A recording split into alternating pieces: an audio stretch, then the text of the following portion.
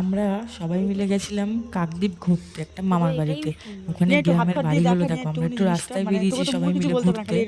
তো একটা পাশে গ্রাম, মানে গ্রামের মধ্যে এত সুন্দর যে একটা বাড়ি, মাটি দিয়ে কি সুন্দর লাগছে দেখো বাড়িটা। এটা আমার ভাইয়ের বউ ইয়ার্কি করছে, হ্যাঁ নিয়ে গেল দেখানোর জন্য। এই যে কত হ্যাঁ সুন্দর হ্যাঁ লাগছে না, হুম দেখো একটু গিয়ে রাত্রিবেলা দশটা কি দাও। সুন্দর দরজা, ছোট্ট মতন দরজা। এই বাবা লোক উঠে পড়বে, পালা সবাই। দেখো কত সুন্দর রাস্তা, দেখো অন্ধকারটা, দেখো রাস্তায় একটা বাড়িতে খালি লাইট জ্বলছে। দেখো এটা একটা পুকুর, পুকুরটা দেখা যাচ্ছে না ভালোভাবে, এখানটা একটা পুকুর আছে রাস্তার।